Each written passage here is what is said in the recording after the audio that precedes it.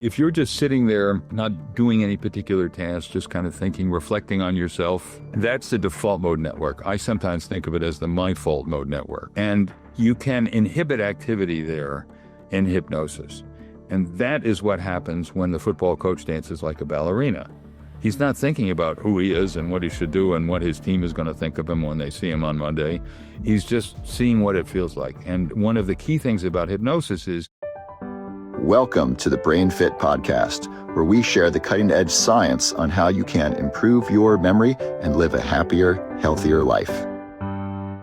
My name is Robert Love. I'm a neuroscientist, and I have a medical clinic in Florida where we are reversing Alzheimer's in our patients. Today, the Brain Fit Podcast is with Dr. David Spiegel, a professor at Stanford University. You may have seen his great interview with Dr. Andrew Huberman on the Huberman Lab podcast. Dr. Spiegel is one of the world's leading experts on hypnosis and the benefits of hypnosis for the brain. This episode, you're going to learn how to improve the quality of your sleep, increase relaxation. Very quickly, he's going to give you tools for that, and he's got a great gift for you. There's a 20% off coupon if you'd like to get his app, Reveri, which is an app you can use for hypnosis. I'm going to get the lifetime version of that because I want access to that to help me with my sleep, and the coupon for that is LOVE20. There's a link to that below. I don't have a financial relationship with him, but I just want you to be able to try the app, and there's a coupon code for you. So here is the interview with Dr. David Spiegel. Dr. David Spiegel, thank you so much for taking the time to be here today.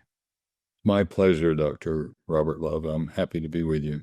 And so you have done tremendous work in the field of hypnosis, as well as in neuroimaging, even in cancer. You were one of the first people to map the brain under states of hypnosis, which is just fascinating research. And some research a lot of people don't know about is your research on cancer, which I think is so valuable, especially in today's age where cancer rates are increasing and there's such high stress. So we're going to get into all those wonderful things. But you are far and away one of the world's leading experts on hypnosis and the impact of hypnosis on the brain, and you've done a tremendous amount of research. We were discussing off camera. You know, you have 369 articles in your CV. I've just found out it's now 430 something. So you've published a heck of a lot. And so my experience with hypnosis is a really positive one. When I was in middle school, they brought a hypnotist to school for entertainment for the afternoon, and I was called on stage, and he put me in I don't know if it was a trance or something, and he told me that there was a balloon attached to my wrist, and it just kept raising, it kept cranking up, and I remember being in such a relaxed, kind of blissful state.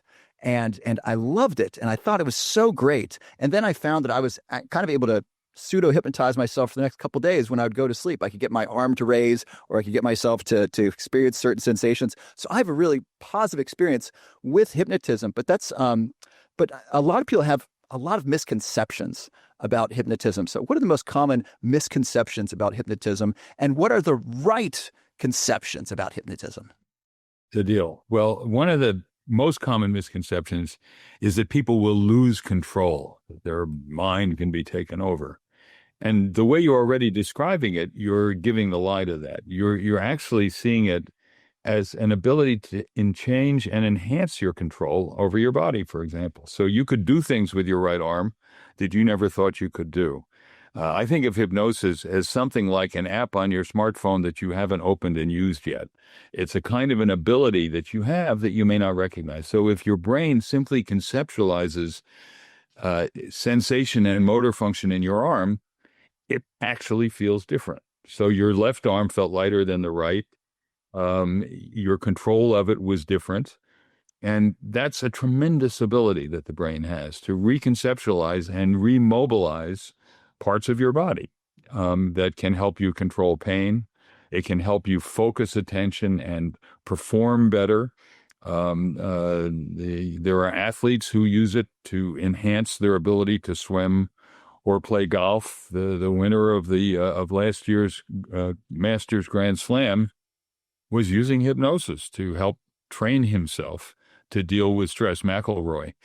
Really? And Rory started with Reveri, with our hypnosis app, and then went on to get a psychotherapy hypnosis expert to help him prepare. And it's an interesting story, actually, because he was a very talented golfer, But in one of the big meets about 13 years ago, he had an awful shot. I mean, the ball wound up in a tree somewhere. And it's one of those things where, it's embarrassing for anyone, but for him as a pro golfer. So every time he would get back to that hole, he got so tense that he could not play it well. And he learned to use hypnosis to reconnect to his body in a way that allowed him to acknowledge that it had been a difficult situation, but to focus on what mattered at the time, which is how he related to his body. In fact, it's a bad idea as a golfer to focus too much on the hole and where you're trying to hit, because what really matters is how you connect to the club, how you move your body, how you make your muscles work, and how you connect with the ball. That's what really matters. So he won the Grand Slam. So it's a way of reconnecting to your body and expanding, not losing control of your body, enhancing control of your body. And this fear that, the hypnotist will make me do something, there are these images of, the football coach dancing like a ballerina. I don't like making fun of people. I don't like hypnosis in a stage show, but there is a message. And the message is you can try out being different. And so when you're anxious, when you're having trouble going to sleep, when you're suffering with pain, when you have a phobia, it's a real advantage to be able to try out being different, to not approach the same problem with the same mixture of fear and avoidance that usually makes matters worse rather than better. So hypnosis gives you that opportunity. I love what you said. This is a great analogy. I can see why you're able to publish so much. You're a fantastic communicator. It's like an app on your smartphone you haven't used yet. It's available. It's there in the brain. So how does hypnosis work in the brain? So what we did was we took a group of high and low hypnotizable Stanford students, and we put them in the scanner and gave them a hypnotic induction and asked them to imagine being in their favorite place, picture themselves being somewhere where you felt happy, and lose yourself in this hypnotic state. And what we found was that three things happened in their brains. And I'll be interested in your comments, Dr. Love, as a neuroscientist about this. The first thing that they did, to the extent that they felt more and more deeply hypnotized, they turned down activity in the dorsal anterior cingulate cortex. So as you know, the singular is like this C on its ends in the middle of the brain. The dorsal part is part of the salience network, the alarm system in the brain. So you hear a loud noise and you think, what is it? That's your salience network saying there's a mismatch here. We better do something about it. And it hijacks your attention. So in hypnosis, you turn down activity there. You turn off the alarm system, and it allows you to immerse yourself more deeply in whatever it is you're thinking about. So the experience that many highly hypnotizable people have is they get so caught up in a good movie, they forget they're watching a movie and they enter the imagined world. Believe in imagination. If you are having trouble sleeping, I have a great supplement I want you to know about. It's called Roar Lion's Mane. So Lion's Mane has many different benefits for the brain and for the body. Lion's Mane improves memory. Lion's Mane reduces stress, reduces anxiety. It helps slow down aging by lowering inflammation, and it helps with sleep. It helps you fall asleep faster, stay asleep longer, and fall back to sleep. I learned about Lion's Mane about 5 years ago when I was having trouble sleeping. When I took it, after about a week, I noticed that I was sleeping better and I was able to fall back to sleep, and I was having vivid dreams, which is really cool. And now I take Lion's Mane 5 to 6 nights a week.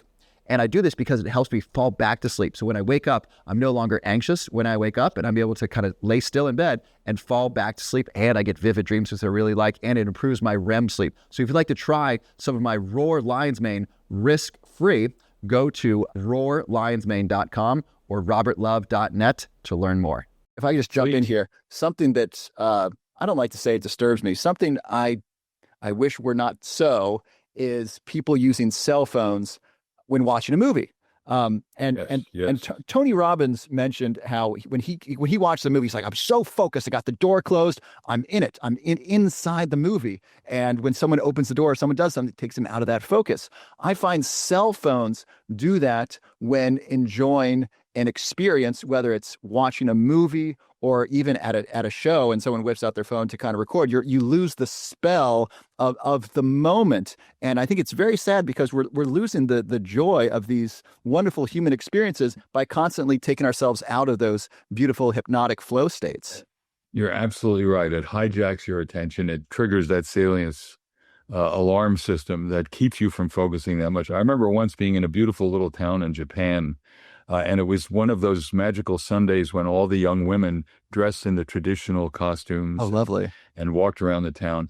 And there were like 6 of these lovely young women sitting in the museum there, surrounded by all these beautiful paintings. And they're all 6 of them were looking at their cell phones. Oh, no. So, Oh, no. So it's the same thing, So you're absolutely right that the cell phone can hijack your attention. It disrupts your ability to naturally focus and absorb yourself.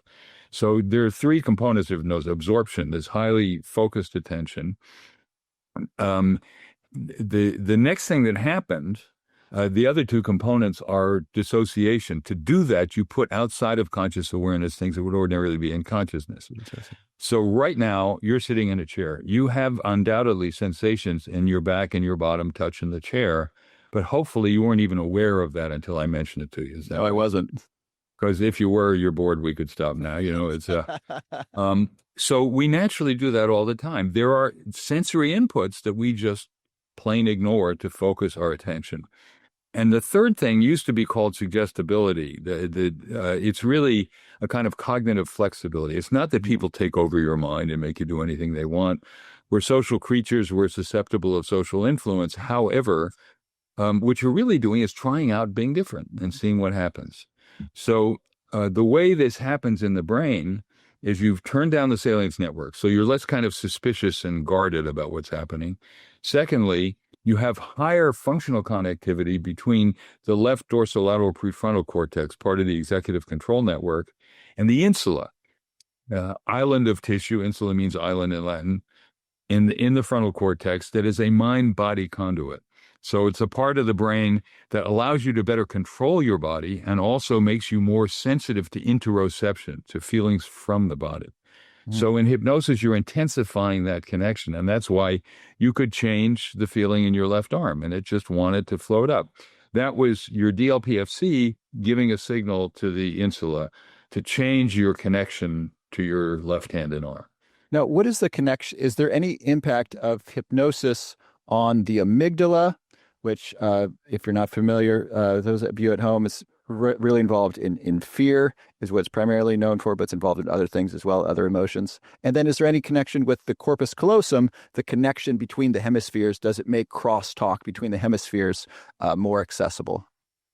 Those phenomena happen, but they're not in our research or in others particularly connected directly to the experience of hypnosis. Obviously, amygdala, when the prefrontal cortex is active, there tends to be a reciprocal inhibitory effect on the amygdala and the emotion centers in the brain. So you can, and one example we all have is, somebody does something that really makes you angry, and you start to react and you think, wait a minute, if I yell at this guy, who knows what's going to happen next? And so it's your prefrontal cortex inhibiting the sensation of anger. We've done a study of people with post-traumatic stress disorders that show that people who react in a dissociative way to their traumatic memories tend to suppress up activity in the amygdala, in the limbic system, and control affect that way. Whereas people with the less dissociative and the more intrusive irritability, hyperarousal type of PTSD inhibit their prefrontal cortex and have hyperactivity in the amygdala. But that's not particularly related to hypnosis, although hypnosis can help regulate that system too. You mentioned prefrontal cortex. So alcohol reduces activity in the prefrontal cortex, right? So that would reduce anger regulation or emotional regulation. That's exactly right. Somebody once said that the conscience is the part of the brain that is soluble in alcohol. Goodness. It gets dissolved, So you're a psychiatrist, you're a medical doctor, and you're one of the most published scientists on planet Earth. What is your medical opinion of alcohol and its impact on the brain? Let me have a drink and I'll tell you that. No, I'll tell you, it's, it's a sedative. It disinhibits you. Can, to a certain extent, that can be pleasurable. And if we don't have other ways of soothing and disconnecting from things that arouse us, it may help do that. On the other hand, too much of it, we know, can cause terrible damage to the brain. And people who, become alcoholic do serious damage to their brain and often, damage their mammillary bodies and lose the ability to store and retrieve information. And it doesn't even help with sleep, really. Many people get sleepier when they drink, but then as the alcohol wears off, they get this kind of reactive hyperarousal, and they'll wake up in the middle of the night unable to get back to sleep. I would like to thank our sponsor, Dr. Love's MagnaSleep. This is my new magnesium supplement I designed with Dr. Kareem Zamori. This is the best magnesium supplement out there in the market. Let me explain why. First of all, it's got the right forms of magnesium. It's got magnesium threonate, which is really good for brain health. It's a smaller form of magnesium that can cross into the brain. Magnesium glycinate, very absorbable, great for overall body health. But it's also got magnesium malate, which is good for the muscles, and magnesium taurate, which is good for your heart. So it's got multiple forms of magnesium that are great for your overall body. And it comes with vitamin D and boron. Vitamin D and boron work with magnesium to really improve bone health. So that makes magnesium more valuable to your bones, all those three together. And it's got shilajit, which increases absorption. So I designed this to be the very best magnesium available to you today, and it is on sale right now. This is great for improving sleep, but also improving mood, reducing stress and anxiety, improving bone health, improving muscle health, improving energy function. So many benefits of magnesium, and you can try it absolutely risk-free. It comes with an unconditional 6-month money-back guarantee. If you don't absolutely love it, I'm happy to refund your money, but I want you to try this because so many people get a great benefit of magnesium, and this is the best magnesium available. So if you want to get this on sale, click the link below or go to robertlove.net to try it risk-free. I think there are worse things to be fearful of than alcohol, like opioids, for example, which will kill you in your sleep. Goodness. 118,000 Americans died of opioid overdoses last year in the United States. I just saw something today that Secretary of Health Robert Kennedy is now working to get kratom, some synthetic kratom, classified as a Schedule I narcotic because he said it's called a gas station heroin. He said I read that's 13 times stronger than morphine, which really caught my attention, though I don't think you're doing intravenous kratom. But I hope if what they say is true, I hope we really limit access to this dangerous substance. And by the way, I'm a libertarian. I think people should be able to do whatever drugs or substances they want. I got a real problem if they're easily accessible to children and if there's not a significant warning label where adults can make a reasonable decision. And I think fentanyl, I don't think anyone would choose to try that if they knew the dangers of it. I don't want to tell people what to do, but it's too dangerous to put it on the shelf and say, try at your own risk. At least it seems to be that way. Oh, fentanyl, it's like 100 times more potent than heroin or other opioids. And what people don't get about opioids, and particularly fentanyl, is there are two different receptors in neurons for opioids. And one has to do with pleasure and analgesia, and opioids are an acute analgesic. There's a whole separate receptor that has to do with respiration. Mm-hmm. And opioids occupy both of them. And what kills a whole lot of people is they think, well, I can handle more because I still have pain. It's not really controlling the pain now so much. And so they think they can take it. But the problem is that the other receptor has a different margin of responsiveness to the opioids. And so what happens is that people go to sleep and they don't wake up.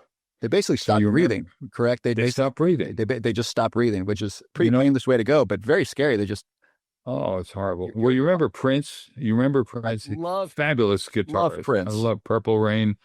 That's what happened to him. Oh no. He had some injuries because he did sort of pretty athletic performances, and he had some joint injuries and things. And he was just taking it to control the pain, and he went to sleep and didn't wake up. Oh goodness. Powerful, creative, delightful person. And he's gone, not because he wanted to kill himself, but because he didn't realize how much trouble he was in. So those drugs are bloody dangerous. Do you know what, I don't know off the top of my head what Michael Jackson was on? Because his doctor overprescribed him something. Oh, yeah, propofol. His doctor, to get him to sleep, he had this stupid doctor who was giving him inhalation propofol. It was like, What is that? anesthetic propofol. It's used as a relatively fast-acting sedative hypnotic for minor surgery.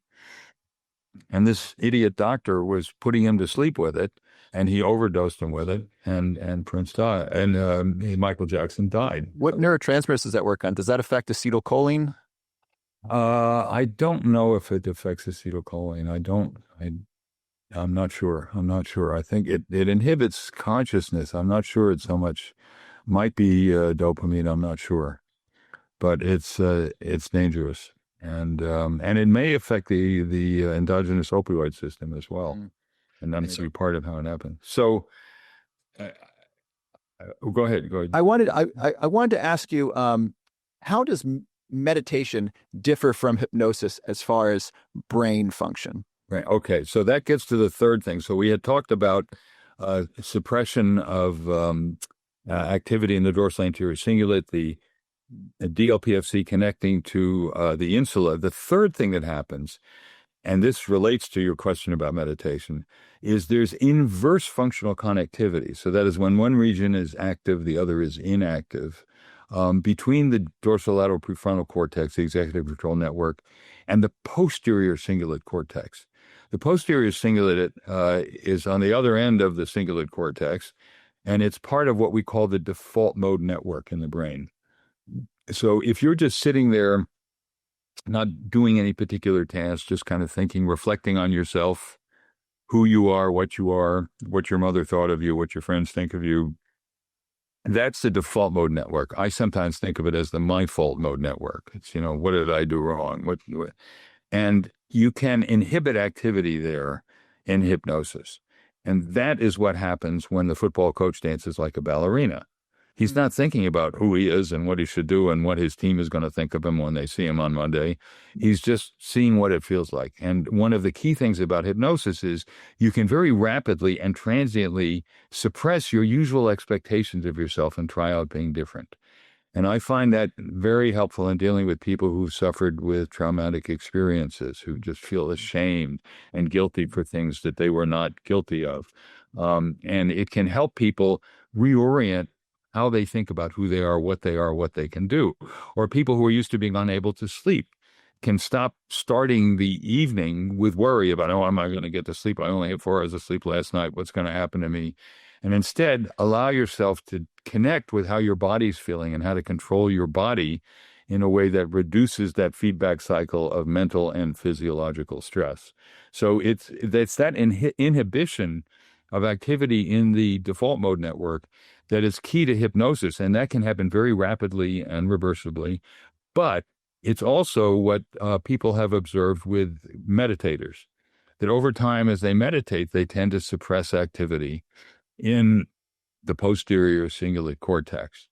And the interesting thing about that is that one of the goals of meditation is to kind of get over yourself, to just be, to not think about who I am, what I am, how should I react, and just be.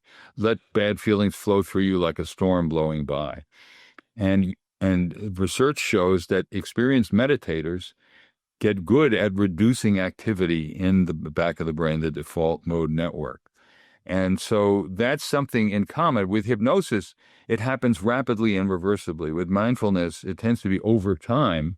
You're able to get over yourself. I mean, that's part of being a meditator, is connecting yourself with sort of the broader domain of being and not focusing all the time on your being and who you are and what you want to be. So that is something in common. It's something that psychedelics do too. Psilocybin, MDMA, other psychedelics tend to inhibit activity in the posterior cingulate cortex. The nice thing about hypnosis is you can do it quickly without a drug and reversibly. So you can suspend who you think you are and get back to it. It's like your sort of discovery of what your right arm could do. And you experienced that, you enjoyed it, you tried it, but you could turn it off right away too. So that is a similarity, but with mindfulness is about being, and hypnosis is about doing. So, in making the Reveri app to teach people how to use self-hypnosis, I wasn't trying to make a world full of people walking around in hypnotic trances all the time, although it's an interesting idea. But It's a very interesting idea. One would argue that's currently happening right now if we're just a cell phone. Yes. I have an alarm that goes off right now to remind me to exercise at this time. So very, very funny that goes off right now. We're entranced by these things. People walk around as if this is real life. It's fascinating to me that the whole that these are personalized televisions is what they are. If you scroll social media, it's personalized television. It's extremely addictive, and we're hypnotized by it. And with AI coming on, the algorithm's going to be so powerful. Turning off your scrolling is going to be a massive act of will, because it's just going to be so good and dialed in. It's scary. It probably is, but we're using AI now with the Reveri app to help custom design the hypnotic experiences based on the specific type of problem you have. I would like to thank our sponsor, Microingredients. All of Microingredients products are third-party tested, so you know they are the highest quality. I've been using Microingredients products for the past 2 years before they were sponsored the show, because they are so high quality. They have a great collagen supplement. This helps reduce wrinkles. Great for your skin, hair, and nails. MCT oil is great for your brain. I love to add this to my coffee. Collagen is also good in the coffee. The organic blueberry mix, I add that to my smoothies and desserts. Their new curcumin supplement is excellent. MCT oil is one of my favorites. It stands for medium chain triglyceride oil. This is basically coconut oil on steroids. When you add this to your coffee, it basically replaces dairy in your coffee. That's really good for you. And the MCT oil becomes energy for your brain. And so people notice an improvement in memory. They notice improvement in brain fog. Research in patients with Alzheimer's disease who take MCT oil, it improves their memory. Dr. Dale Bredesen, who wrote the book The End of Alzheimer's, recommends 3 tablespoons of MCT oil a day. Don't start there. Start smaller and then work up. If you take too much, you can get disaster pants. This is my favorite MCT oil. Let me tell you why. Number 1, USDA organic coconuts, very important. Number 2, it is third-party tested like all Microingredients products. Number 3, it's a powder. So the powder is more gentle on your stomach than the MCT oil liquid. So this is great. And then lastly, it has prebiotic fiber. So it feeds your good gut bacteria. If you'd like to try some of Microingredients MCT oil, go to Amazon and then search MCT oil and then use the code RobertLove at checkout to save 10%. I want to get into the Reveri app and using that for sleep. Broadly speaking, how can we use hypnosis in our lives? All hypnosis is really self-hypnosis. And what we do on Reveri is teach you how to use the ability that you have. Not everyone is equally hypnotizable. Some people are extremely hypnotizable, get caught up in good movies the way you do, and don't want to have your absorption in the movie shaken. Some people are moderately hypnotizable, where they kind of go into these states, come out of them, reflect on them. And there's about 25% of adults who just aren't very hypnotizable, but can still use the techniques we employ with hypnosis to better manage problems like anxiety, sleep, control pain, and deal with bad habits like smoking and drinking too much alcohol. And so it's a matter of learning how to put yourself into a state of self-hypnosis, the state that you were in when you tried it after you were in that show, and then use it to solve a problem. So, for example, on Reveri, we have methods of teaching you what to do when you're trying to go to sleep or if you wake up in the middle of the night. And the idea is basically to work from the body up rather than from the head down. So you use the state of self-hypnosis. You just look up, close your eyes slowly, take a deep breath, let the breath out, let your eyes relax, keep them closed, let your body float. Imagine your body floating somewhere safe and comfortable, like a bath, a lake, a hot tub, or floating in space. And you get to hear on Reveri my mellifluous voice instructing you in that. And then you start out by soothing your body, sort of the way a mother would soothe her baby. You know, the babies won't go to sleep. What do? You don't yell at them. You don't get frustrated. You soothe them. You stroke them. You hug them. And in the same way, you get your body imagining that it's somewhere where it feels relaxed, like in a bath, like a hot tub, or just floating in space. And we do a special kind of breathing on the app called cyclic sighing, in which you inhale through your nose, starting with your abdomen. Expand your abdomen, breathe in, hold, then expand your chest fully. and then slowly exhale through your mouth. That's it. And again, inhale, starting with your abdomen. Now fill your lungs completely. Nice, slow exhale through your mouth. One more time. Inhale through your abdomen. Hold. Fill your lungs completely and slow exhale through your mouth. Now, with your eyes closed and remaining in the state of concentration, please tell me how your body's feeling right now. Exceptionally relaxed. Good. So please notice how quickly and easily you can use your stored memories, your imagination, and your control of your breath to help yourself and your body feel better. And now picture in your mind's eye an imaginary screen. It could be a movie screen, a TV screen, or a piece of clear blue sky. And picture a pleasant scene, somewhere you enjoy being, all the while keeping your body relaxed and comfortable.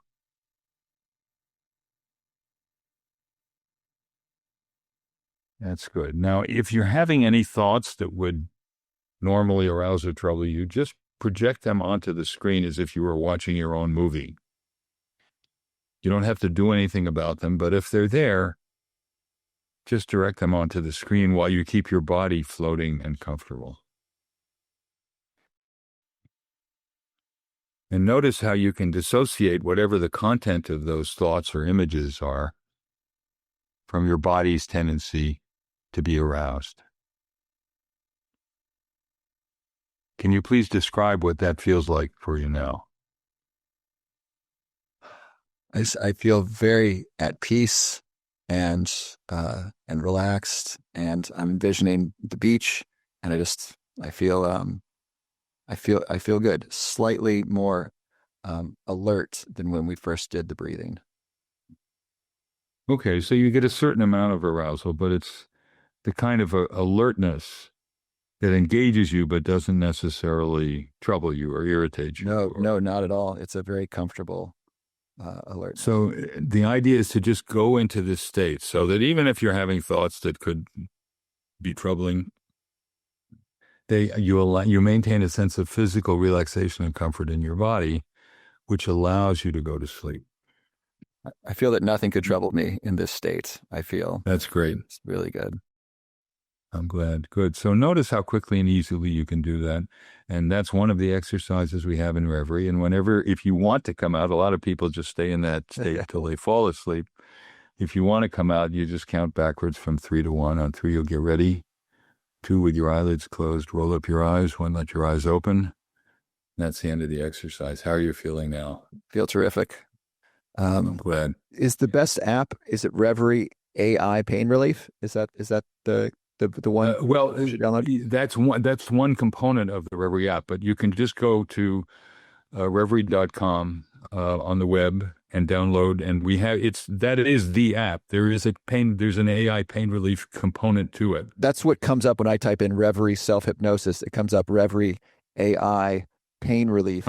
First one that comes up. You can choose, once you're in it, a whole variety of activities. And so pain relief is one, and that's the newest thing that we've come up with. But you can download it from the App Store or Google Play, or you can go to www.reveri.com and learn about it and download it from there too. And you will get relief from pain. Is this a free app or is this a paid app? No, it's a paid app, but the first week is free. If you don't like it, you won't pay anything. And then what's it cost? It costs about $19 a month, about $96 a year, and lifetime is $230, something like that. Okay, so 230 divided by however many years I'm going to live is yeah, you're going to live. That's good. And I'll tell you, it's a hell of a lot cheaper than one session with an expert clinician who uses hypnosis. Okay, so I want to make sure this is really easy for people to do. So if you're going to live another 30 years, you divide 230 divided by 30, and that means $7 a year to have access to this app. Right. And this will help improve sleep. I spend a lot of money and a lot of time and a lot of effort improving my sleep. This has been one of my primary goals this year, is improving the quality of my sleep. And this is fantastic. So people can try out Reveri for free for a week. Otherwise, it's $19 a month, or they can pay all at once, and it's $230. And say, I need to find a way I can give this away to some people. We'll figure it out at the end. I'll have some free offer. So you need to watch all the way to the end of the podcast. Right. Those who get all the way to the end will find a way for me to give this away to 3 people who get to the end of the podcast. Great. So that's a great resource people can use. And so do they basically listen to this at night when they're in bed and then practice it during the day so they can use it at night and then use it when they wake up? Is that the best way to use it? That's a good idea, to sort of practice it, just during the day when you're just learning about it, so that you get a feeling for what it's like, how quick and easy it is to use. And then use it when you're falling asleep, when you're trying to go to sleep. We've studied thousands of our users pre-post. So if they have pain at a level of 9 at the beginning, on average, they reduce within 10 minutes. They reduce 2 to 3 points of their level of pain just doing the self-hypnosis app. Wow. And we found that more people were using Reveri for getting to sleep than anything else, but we didn't have much feedback on how well they were doing, unlike the pain and stress and other things we did. And so we started asking about it, and they said, I didn't want to tell you how sleepy I was feeling. I just wanted to go to sleep. They would just stay in it, but it works very well. And I used to worry, would it be as good as being in the office with me? And we're now using AI. This AI pain thing is one example to make real, true interaction with me using AI to get the kind of response and instruction that would be the next step if you were in the office with me. And I used to think, will it be as good as what it's like when you're in the office? And I'm using hypnosis with you, and I've used it with about 7,000 people in my career. And I realized that if you're waking up in the middle of the night and you want to get back to sleep, you probably don't want me in your bedroom telling you you're doing. But you've got me with the app, and so people use it. They'll just ask if Reveri help me go to sleep, and you'll hear my mellifluous voice instructing you Amazing. How to focus on soothing your body the way you'd soothe your baby, and allowing your body to get back to sleep. Boy. If you or someone you love has Alzheimer's or another form of dementia, I want you to know there is hope. Alzheimer's is preventable, and it is even reversible. In fact, we are reversing Alzheimer's in my medical clinic here in Florida. My partner and medical director is Dr. Josh Hellman, a medical doctor trained at Harvard who specializes in preventing and reversing Alzheimer's disease, and we are reversing Alzheimer's in our patients. If you'd like to learn more about working with us to both prevent Alzheimer's and even reverse Alzheimer's and reverse memory loss associated with other forms of dementia, we would love to hear from you and send you some free information so you can learn what we are doing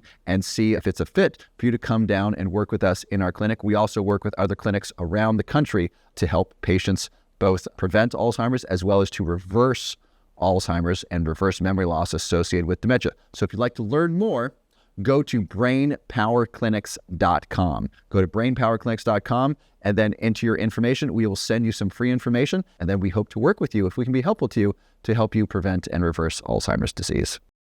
24-hour access to Dr. David Spiegel. That is amazing. That's amazing. We can't put a price on that, but you put a lifetime price on that with technology. That's just fantastic.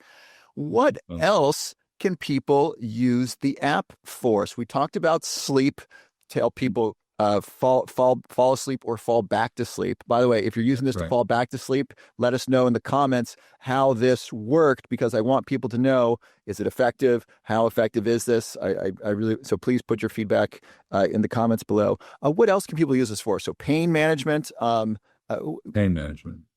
It's very useful for pain management. The strain in pain lies mainly in the brain. We think that that pain is all about the peripheral injury and input, but think about it. Your brain does. Your brain makes a determination based on the kinds of signals that come in through the lateral spinothalamic tract, through the periaqueductal gray, to the somatosensory cortex, but also to the salience network. The brain makes a decision about how is that a pleasant sensation or an unpleasant sensation? How bad is it?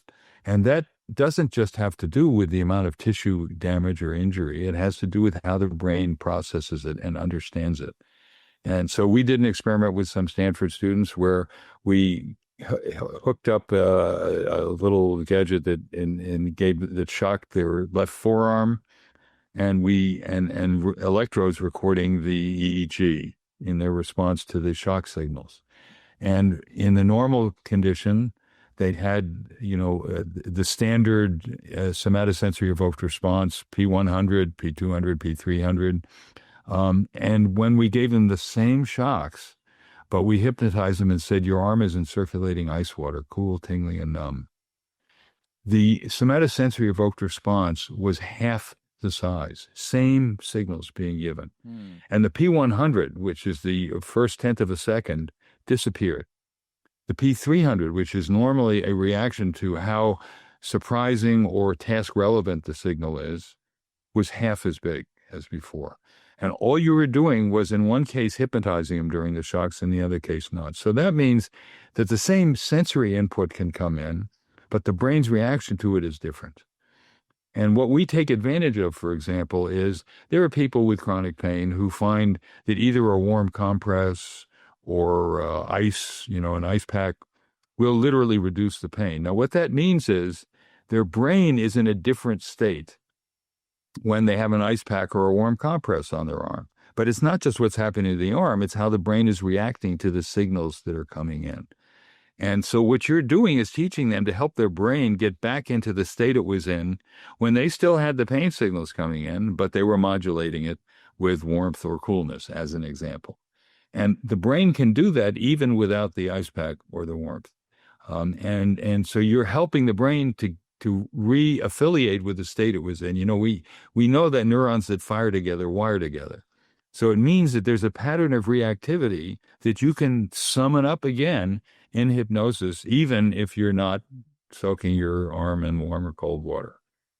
And so is this helpful for chronic pain? So if someone has for Prince, the dearly departed Prince, would this have been an effective way for him to manage his chronic pain from his injuries? Absolutely. Because you know what happens, when this happens, when you have this kind of chronic pain, you get angry and frustrated with it. You think, God damn it, look what happened just because I made one bad move or somebody did something stupid. And what does that do? It enhances your attention to the problem. It doesn't diminish it. It's like the noisy kid in the classroom. But if you can just soothe yourself in reaction to it, if you can react to your body the way a good parent would react to their child when they're hurt. Children who are hurt can be a handful to deal with, right? They're crying, they're upset, they're yelling, they're screaming. And what do? Do you get angry with them? Hell no. You soothe them. You give them a hug. You say, it'll be okay. I'll help you with it. Do the same thing to your body, and hypnosis helps you to do that. And turning off that chronic pain is really great for memory. I had a friend who explained this to me. He had a rugby injury, and he said when his pain was high, it was very difficult for him to focus. It was hard for him to focus in meetings because his pain's high, and his memory was really bad because he wasn't really attending to what was happening. So it's not that it directly impacted the brain, though it may. It's that it's such a distraction that if you're constantly distracted all day by the pain in your back, it's very hard to remember and learn things. So it really reduces our capacity to live a good life if we're constantly just thinking about our chronic pain. Right. So you can do one of two things. You can either get frustrated and angry, and all you're doing then is making it worse. You're just, because your emotional response, that amygdala firing off, is actually inhibiting the rest of your brain from better managing the pain. And the more that happens, the more frustrated you get. It's like this endless feed-forward loop. Mm-hmm. But if instead you say, okay, I remember this, I know what it is, I can help my body deal with this better, and you filter the hurt out of the pain, you also reduce the interference that makes you so frustrated. I had a woman call me. She'd had migraine headaches for 20 years, she said, and I can't get rid of them, and they drive me crazy. And I've been a meditator for 20 years. Twice a day, 30 minutes each time.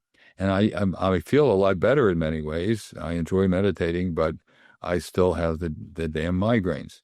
So can you do something? So I had her imagine that she had a pack of ice on her head. Cool, tingling numbness filtered to her out of the pain. And she called me back a week later and she said, Dr. Spiegel, I want to thank you. My migraines are gone. Oh, God bless. I can't believe it. And she said, and I want to thank you for freeing me to use my intentionality.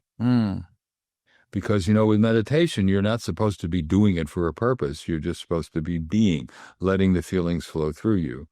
And here she was allowed to actually set up a filter that reduced and eventually eliminated the migraines.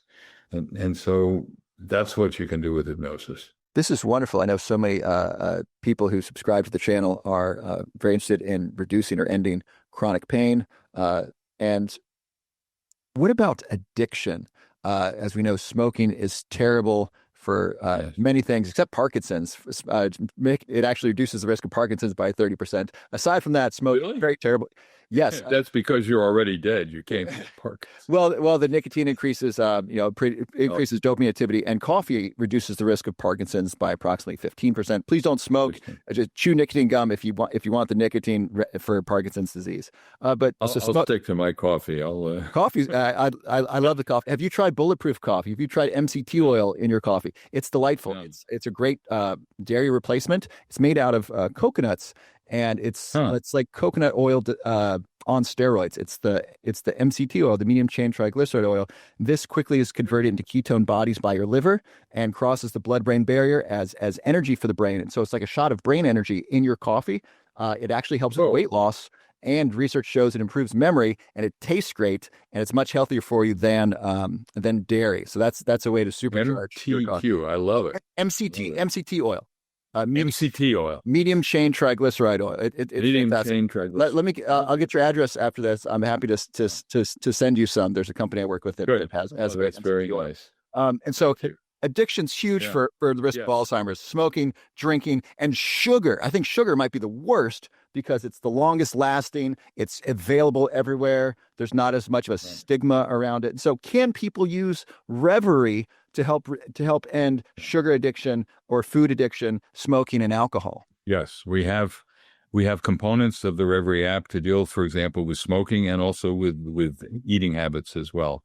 For smoking, we have people focus not on stopping smoking. I remember there used to be a sign on the highway in Connecticut when I went to college that said, "Are you dying for smoke?" Very clever, and if you don't think, actually we are. Exactly. Smoke, yes, you are.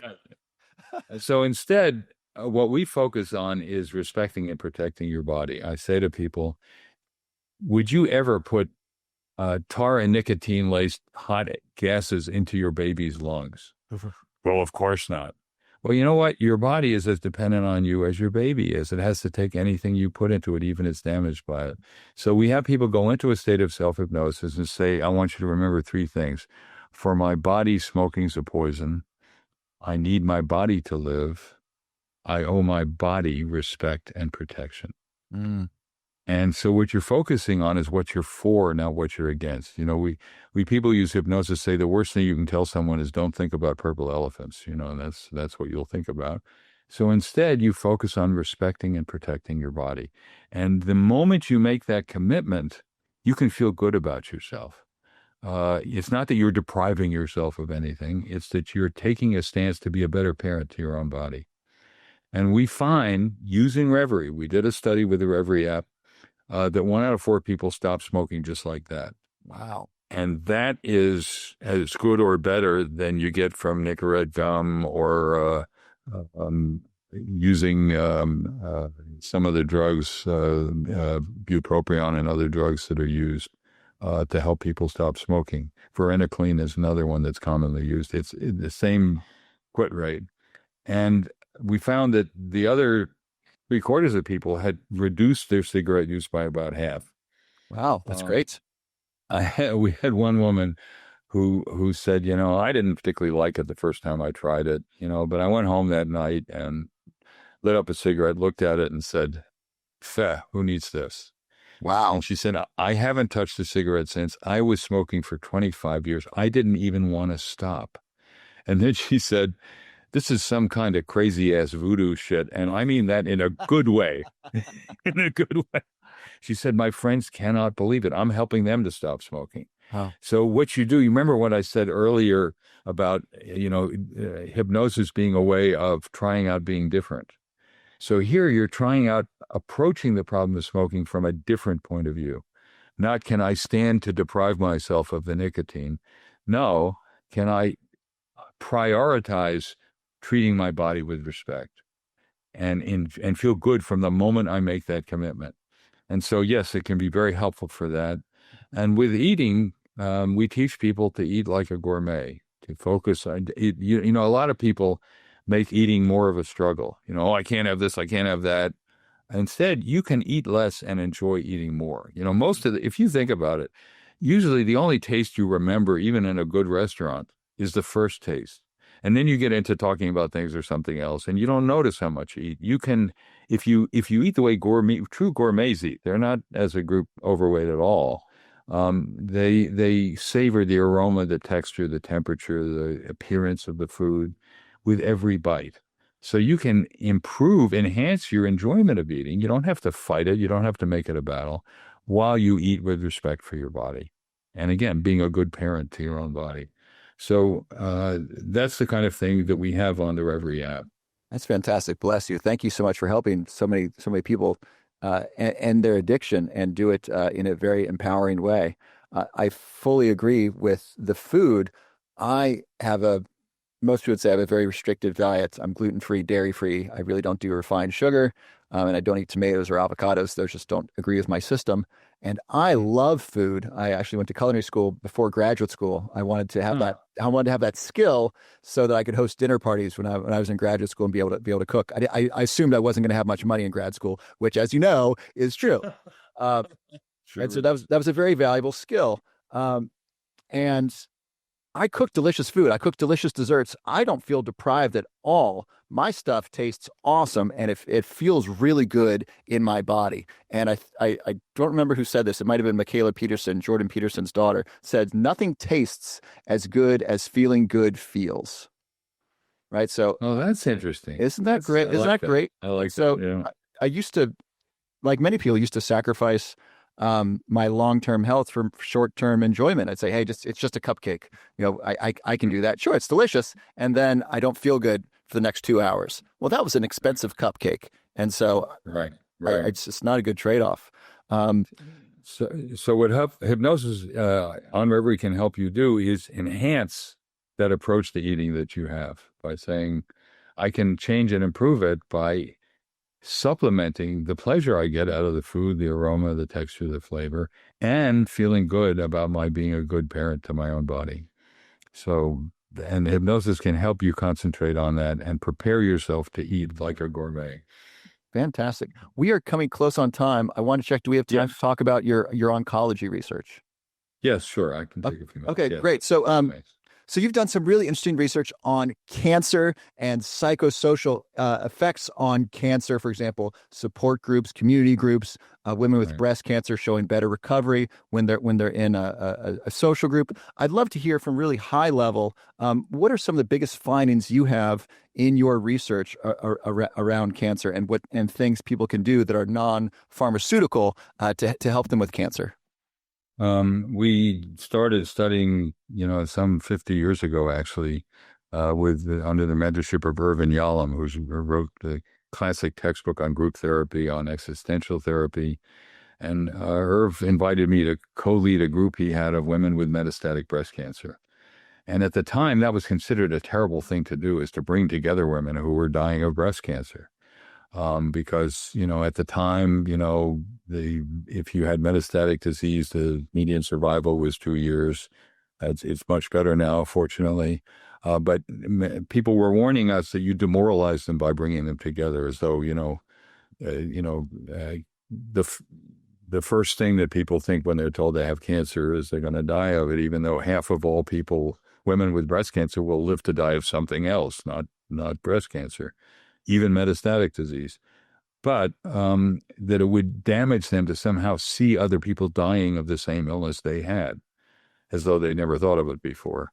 And what we found was that it actually empowered them, that they would model how to deal with it. They would care about one another deeply.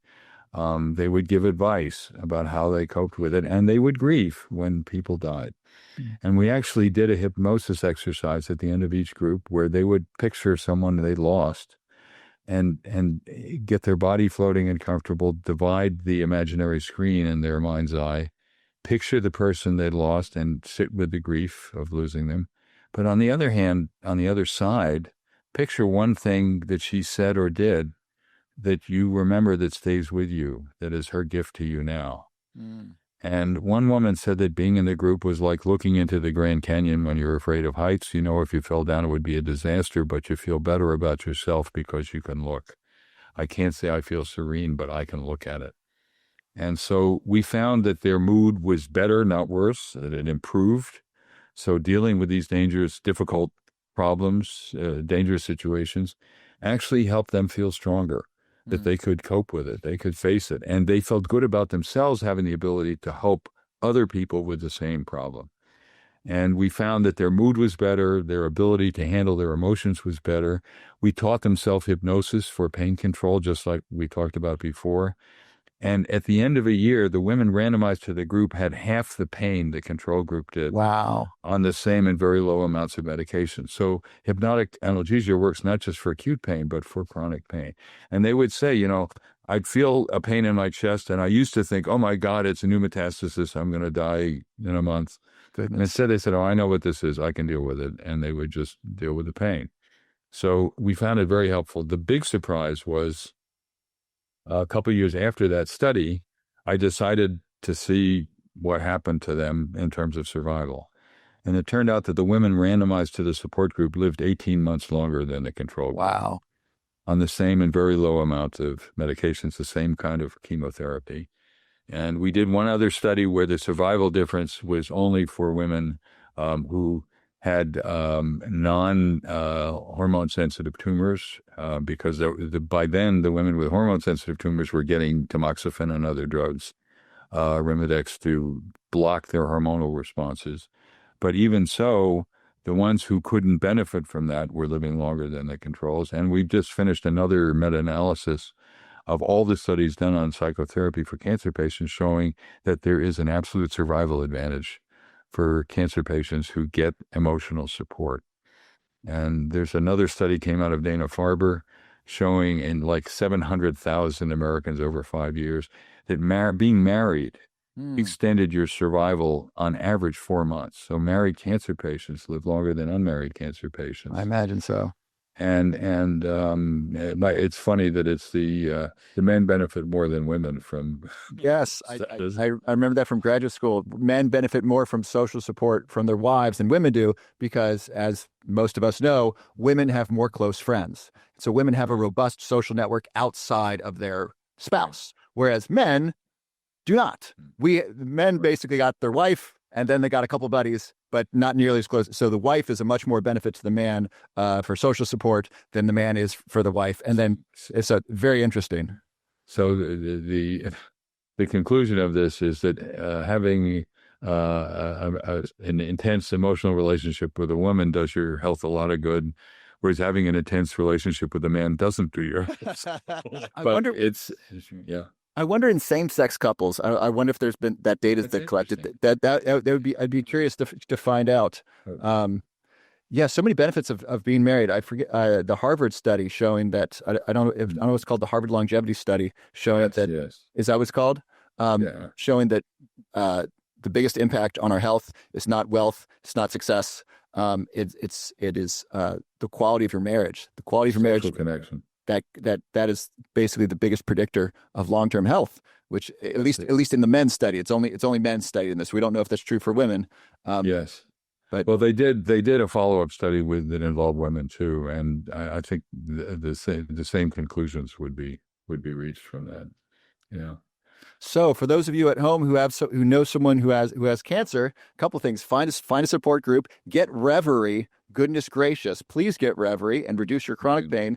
And then make sure, please look at the work of Dr. Walter Longo showing fasting before and after chemo, just 24 hours before, 24 hours after, significantly reduces reduces side effects of chemotherapy. The fasting basically starves the cancer cells, but makes your healthy cells more robust and resistant to the chemo. And so people have better chemotherapy outcomes, and they have fewer side effects, and you save money because you're just not eating before and after. And then you're not queasy or nauseous after That's eating. a good point.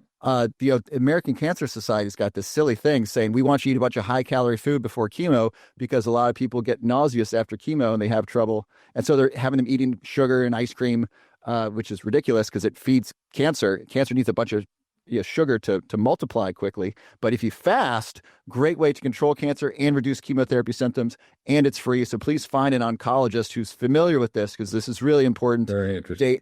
Really important data for your health, and of course, check out Reveri for the chronic pain. So, Dr. Spiegel, what's a book that you would recommend for people for their health?